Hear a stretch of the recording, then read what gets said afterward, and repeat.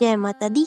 आज मैं निकल पड़ी हूँ एक ऐसी पवित्र यात्रा पर जहाँ हर कदम पर आस्था है, हर रास्ते में चमत्कार है।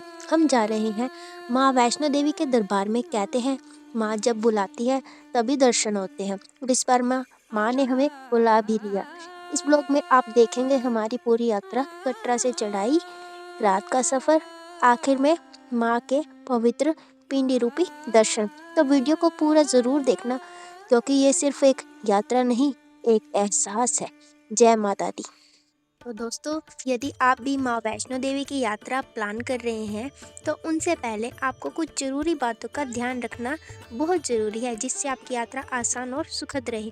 सबसे पहले आपको यात्रा पर्ची यानी कि रजिस्ट्रेशन करवा लेनी है। यात्रा पर जाने से पहले आप ऑनलाइन भी करवा सकते हैं या फिर आप कटरा में ऑफलाइन भी करवा सकते हैं। और साथ ही के साथ आपको मौसम का भी ध्यान रखना बहुत ही आवश्यक है। उसके अनुसार आप अपने गर्म कपड़े, रेनकोट, अन्य सामान साथ में रखें। और साथ ही में आप अपने स्मॉल बैकपैक रखें, जिसमें आप पानी, स्नैक्स, पावर बैंक ऐसी या अन्य दवाइयाँ भी अपने साथ में रख सकते हैं अपनी हेल्थ के अनुसार। अगर आप यात्रा किसी कारणवश पैदल नहीं कर पा रहे हैं तो आपको घोड़ा, खच्चर, पालकी या फिर हेलीकॉप्टर की सुविधा भी आपको मिल जाएगी। उन सब का शुल्क आप जान सकते हैं श्राइन बोर्ड की ऑफिशियल वेबसाइट से। और साथ ही में आपको अर्धकुंवारी से भवन तक के लिए बैटरी कार की सुविधा भी मिल जाएगी। और उसके लिए मैं आपको प्रेफर करूंगी कि आप आपका ऑनलाइन बुकिंग स्लॉट पहले से ही कंफर्म रखें, ताकि आपको बाद में कोई भी परेशानी ना हो। यात्रा करने के आपको दो रास्ते मिल जाएंगे। एक है पुराना मार्ग और दूसरा मार्ग है ताराकोट मार्ग, जो कि नया ट्रैक है। वो आपको काफ़ी साफ, शांत और कम भीड़ वाला नज़र आएगा। और जो पुराना मार्ग है वो वहाँ से आपको घोड़ा, पालकी, पिट्ठू जैसी सभी सुविधाएं मिल जाएंगी। रास्ते में आपको अर्धकुंवारी मंदिर भी मिल जाएगा। लेकिन मैं अपना एक्सपीरियंस बताऊं तो आप पुराने मार्ग से जाना ही आपको अच्छा रहेगा, क्योंकि वो मार्ग काफ़ी काफ़ी थका देने वाला है और वहाँ पर बिल्कुल ज़्यादा ही खड़ी चढ़ाई है। तो दोस्तों, अगर आप रास्ते में चढ़ाई करते करते थक जाएं तो आपके लिए श्राइन बोर्ड की तरफ से बहुत ही अच्छी सुविधाएं दी गई हैं। आपको बैठने और आराम करने के लिए बेंच, शेड आदि पूरे रास्ते में मिल जाएंगे। साथ ही के साथ पानी और खाने की फ्री सुविधाएं भी मिल जाएंगी। और साफ़ सुथरे एंड क्लीन वॉशरूम मिल जाएंगे और आपको प्रॉपर मेडिकल सुविधाएं भी मिल जाएंगी। दोस्तों, यह जगह है चंद पादुका मंदिर।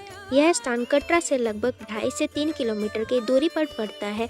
और कहते हैं कि जब माता वैष्णो देवी भैरवनाथ से बसते हुए इस पहाड़ पर जा रही थी तो उन्होंने एक जगह पीछे मुड़कर देखा था और उसी समय उनके चरणों के निशान यहाँ पर अंकित हो गए। इसीलिए इस स्थान का नाम है चंद पादुका मंदिर। रास्ते में आप यदि सीढ़ियों से जाएंगे तो आपको यहाँ के दृश्य कुछ ऐसे देखने को मिलेंगे।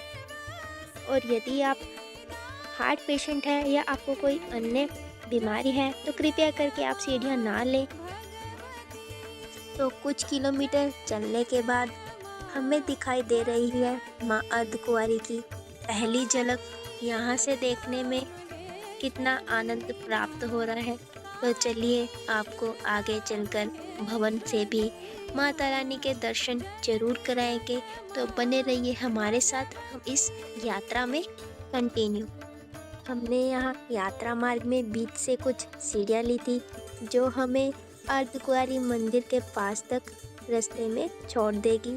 तो यहाँ सीढ़ियों से कटरा शहर का नज़ारा बहुत ही सुंदर दिख रहा है, तो आप भी देख सकते हैं। तो आइए आगे की ओर बढ़ते हैं और चलते हैं माँ अर्धकुंवारी मंदिर में। कहते हैं कि माता ने यहाँ लगभग 9 महीने तक तपस्या की थी।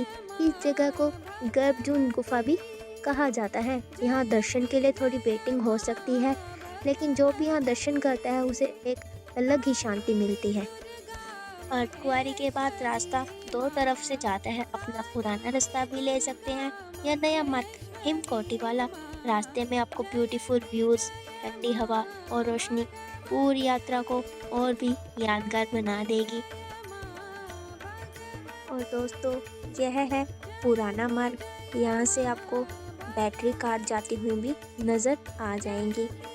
यात्रा के साथ ही साथ आपको रास्ते में आनंदमय भजन भी सुनने को मिल जाएंगे। पूरे रास्ते में जगह जगह पर श्राइन बोर्ड के द्वारा आपको और भी सुविधाएं प्राप्त की गई हैं। उनके द्वारा आपको भोजनालय और कैंटीन की सुविधाएं भी मिल जाएगी, जहां खाना साफ सुथरा और हाइजीनिक और रीजनेबल प्राइस पर आपको मिल जाएगा। वहां आपको चाय, कॉफ़ी, राजमा चावल, दाल चावल, स्नैक्स आदि आसानी से मिल जाएंगे। और दोस्तों, साथ ही साथ आपको भवन पर दी जाने वाली सुविधाओं से भी अवगत करवा देते हैं। भवन पर आपको लॉकर एंड क्लॉक रूम की फैसिलिटी मिल जाएगी, जहां आप अपना सामान जमा करवा सकते हैं। यहाँ आपको फ्री लॉकर एंड पेड दोनों ही टाइप की सुविधाएं अवेलेबल मिल जाएंगी, जहां आप अपना मोबाइल, बैग, जूते, चप्पल एंड सब कुछ सेफली जमा कर सकते हैं। साथ ही आपको स्नान एंड क्लॉथ चेंजिंग फैसिलिटी भी मिल जाएगी। वहाँ आपको क्लीन वॉशरूम, बाथरूम सब कुछ मिल जाएगा। And Darshan time and process, माँ वैष्णो देवी के दर्शन लगभग 24 घंटे खुले रहते हैं, लेकिन भीड़ के हिसाब से वेटिंग टाइम कभी कम तो कभी ज़्यादा भी हो सकता है। आपको लाइन में लगकर दर्शन करना होता है। अब हम बात कर लेते हैं रोपवे की। भवन से भैरव बाबा मंदिर तक रोपवे चलती है। ये पहले यहाँ लगभग 2 से 3 किलोमीटर की स्टीप चढ़ाई करनी पड़ती है। अब रोपवे से ये चढ़ाई कुछ ही मिनटों में संभव है। यहाँ की टिकट लगभग 100 या 150 पर पर्सन अप डाउन की होगी, और इसके लिए आप टिकट हमेशा ही ऑफिशियल काउंटर से या ऑनलाइन भी खरीद सकते हैं। भवन पर पहुंचकर जो सुकून मिलता है वो कहीं और नहीं मिलता। यह सिर्फ एक यात्रा ही नहीं, माँ का आशीर्वाद भी है। आप जैसे ही भवन के पास पहुंचते हैं, एक अलग ही एनर्जी फील होती है।